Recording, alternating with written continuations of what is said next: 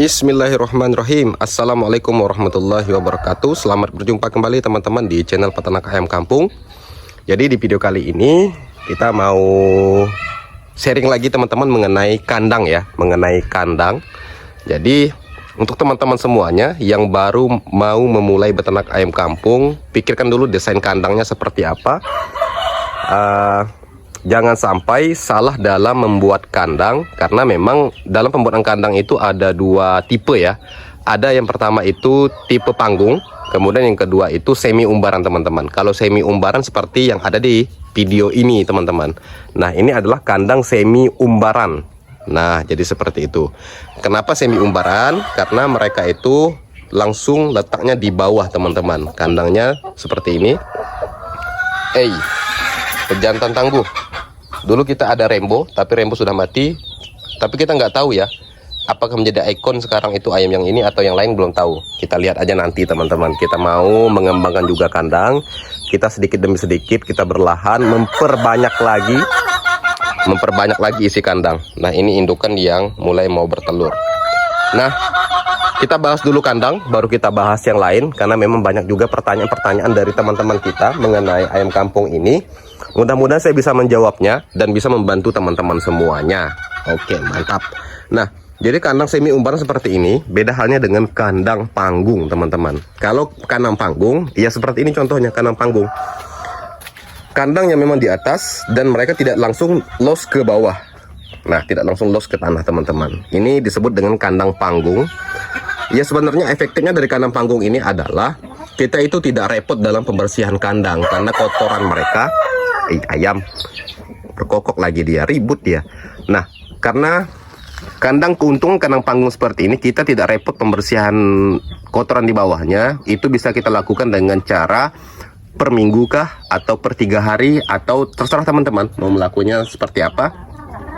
Dalam artian tidak terlalu repot, karena kotoran langsung jatuh ke bawah. Jadi seperti itu. Dan kemudian kesehatan ayam insya Allah terjamin selama kandang teman-teman itu tidak kebanjiran. Kalau kebanjiran, amoniak naik, itu juga akan menjadi pemicu salah satu penyakit teman-teman kalau di musim penghujan. Nah, makanya dalam beternak ayam kampung itu, kalau musim penghujan itu adalah tantangan yang paling terberat bagi para peternak. Jadi seperti itu. Ini adalah kandang panggung saya, belum kita isi, masih kosong. Rencananya nanti DOC kita yang baru itulah nanti ketika sudah besar baru kita isi di sini. Ini juga akan kita rapikan, kita ya rehablah dikit demi sedikit biar lebih kokoh lagi, karena juga sudah hampir jebol-jebol juga kandangnya teman-teman. Mudah-mudahan ya ada dananya, nanti kita akan rehab juga untuk di kandang ini teman-teman. Nah, ini adalah kandang bekas kandang indukan saya kemarin. Nah, ini disebut dengan kandang semi umbaran teman-teman, karena mereka itu langsung los di bawah teman-teman. Semi umbaran, mereka bisa naluri mereka sebagai ayam kampung itu kan biasanya berkais-kais tuh teman-teman, mencakar-cakar tanah untuk mencari cacing. Itu bisa mereka lakukan di sini. Nah, sebenarnya kandang seperti ini juga sangat efektif, tapi lumayan berat teman-teman untuk melakukan perawatannya. Kita harus memperhatikan pertama alas kandang, kemudian yang kedua ketinggian dari permukaan dari depan tanah itu juga harus kita perhatikan. Kemudian dari ukuran itu juga akan menghasilkan dari segi populasi. Nah, ketika ukuran seperti saya ini kan 1 meter kali 2 meter teman-teman. Nah, ini juga harus kita perhatikan populasinya berapa ekor yang bisa menampung di sini. Nah, ini bisa menampung satu lokang ini, satu kandang ini. Ini kan saya ada 1, 2, 3, 4, 5 kandang teman-teman. Ada 5 kandang. Nah, ini bisa menampung untuk 20 ekor sampai 25 ekor ayam untuk pembesaran ya, pembesaran. Tapi kalau untuk indukan yang memang ayam petelur seperti KUB atau ayam apakah itu yang memang genetik petelur, itu bisa menampung 5 betina 1 pejantan. Berarti 6 ekor teman-teman. 5 betina 1 pejantan. Ini lebih efektif karena memang teman-teman juga pernah melihat kan di video saya sebelumnya, waktu saya memiliki indukan yang memang lumayan banyak di sini, itu bisa menampung 5 ekor indukan 1 pejantan, dan hasilnya alhamdulillah setelah beberapa tahun. Tapi sayangnya di kandang saya ini terkena serang wabah, makanya habis kosong, melompong. Untuk ayam KUB saya itu juga habis ayam petelur saya. Nah, sekarang saya memikirkan untuk kedepannya kandang ini akan saya pergunakan untuk pembesaran teman-teman, karena saya juga akan memelihara itu AK, ayam kampung asli, bukan ayam KUB atau apa yang lain lagi. Belum ya, untuk sementara waktu belum saya berpikir untuk peternak ayam itu lagi. Tapi saya sekarang mau fokusnya dulu ke AK karena AK itu ayam kampung asli. Untuk di daerah saya itu bibitnya mudah didapat, kemudian induk-indukannya juga sudah mulai didapat, kemudian juga untuk pasarannya itu mudah untuk melakukan penjualannya. Maka dari itu saya memilih sekarang itu untuk sementara waktu kita beternak itu ayam kampung asli, teman-teman. Nah, di sini nanti akan kita isi untuk pembesaran. Nah, ini kan DOC kita nih, ini kan ada 34 ekor. Mudah-mudahan selamat semuanya. Nah, ini dia lagi pada minum, lagi bercengkrama, lagi menikmati makanan mereka, teman-teman. Nah, ini dia tuh, nih DOC kita yang kemarin ya. Nah, jadi rencananya ini ketika 1 bulan up, 1 bulan ke atas, mereka akan saya pindahkan ke sana dulu, teman-teman.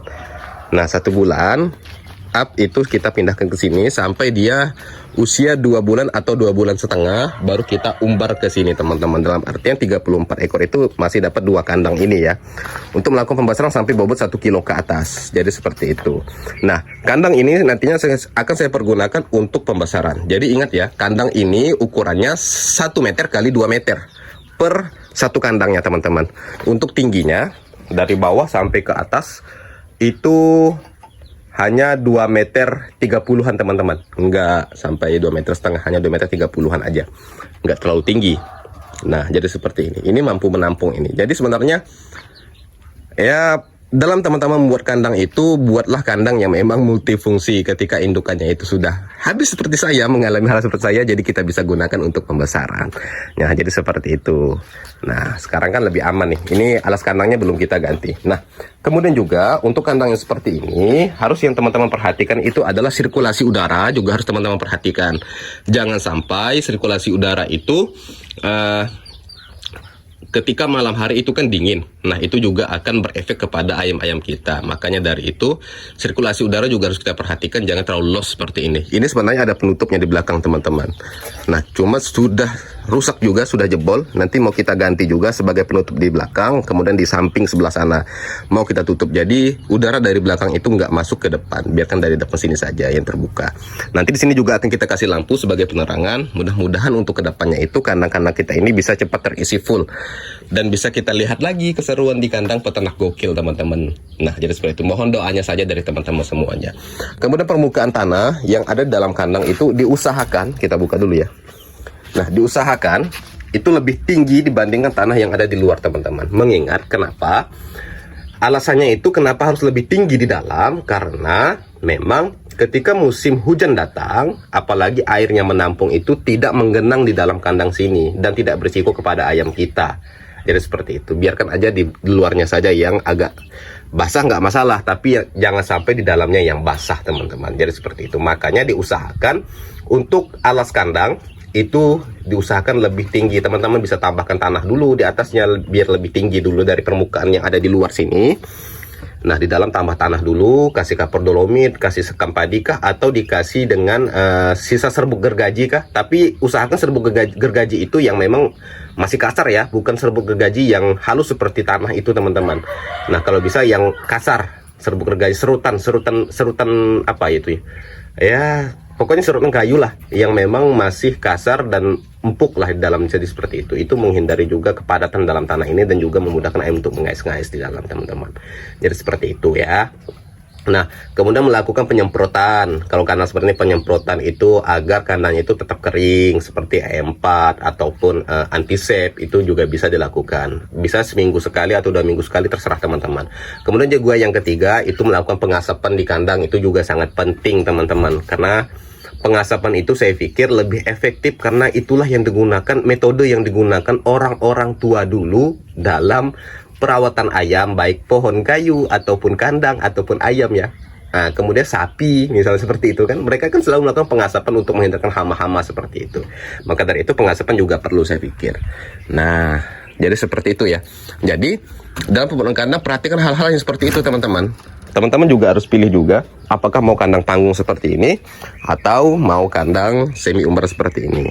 Terserah peternaknya enaknya yang seperti apa. Intinya adalah ketika membuat kandang itu perhatikan dulu, pahami dulu seperti apa maunya kandang kita, kemudian efektivitasnya seperti apa. Kalau misalnya seandainya sudah ditinggikan tapi air kadang-kadang naik misalnya sampai 1 meter, kalau bisa buat kandang panggung aja deh, jangan kandang semi umbaran seperti ini karena beresiko teman-teman. Kecuali memang daerahnya itu jarang banjir, kemudian kalaupun banjir itu hanya air menampung sejenak saja. Nah itu juga akan lebih aman. Jadi seperti itu ya. Nah jadi untuk kandang sebenarnya cukup simpel, kandang saya juga simpel, nggak banyak teman-teman. Itu ada 2 pengebukan DOC saya. Sebenarnya di sana ada 1, itu belum kita baguskan. Nanti rencananya sini mau kita rapikan, di depan sini mau kita rapikan. Kita los, kandang ini mau kita besarkan sedikit. Kebetulan ada seng bekas juga. Nih mau kita pagar juga. Jadi mau dirapikan juga kandang-kandang kita. Ini juga mau kita rapikan, ada 2. Ini kandang pembesaran, ditambah lagi yang ini. Nah sementara itu indukan kita yang belum memadai sebenarnya. Indukan kita baru ada 5 teman-teman. Mudah-mudahan kedepannya itu kita bisa menambah lagi indukan dan mencari pejantan-pejantan yang super. Saya sebenarnya mau mencari pejantan yang memang bobotnya besar teman-teman, seperti gorila kah atau apa. Ya cerah, nanti kita mau lihat dulu. Kalaupun ada teman-teman informasi mengenai persilangan yang bagus dari pejantannya itu untuk indukan kita ya di sini, silakan komen lah di bawah teman-teman. Kasih saran kepada saya ayam apa yang bagus. Oke ya, mudah-mudahan video ini bermanfaat mengenai kandang. Dan jangan sampai salah langkah lagi. Jadi wajib tahu untuk teman-teman semuanya, ketika mau memulai beternak ayam kampung, pahami dulu kandangnya mau seperti apa. Nah ketika kandang sudah jadi dibuat, kemudian efektivitas sudah kita kaji semuanya, baru kita masukkan ayamnya, baru mulai kita beternak. Jadi seperti itu teman-teman. Oke, saya akhiri. Mohon maaf apabila kata-kata yang salah. Inilah kata-kata manisku yang memang tidak manis orangnya. Oke, bila itu, assalamualaikum warahmatullahi wabarakatuh. Salam dari kami, kandang peternak gokil. Mantap.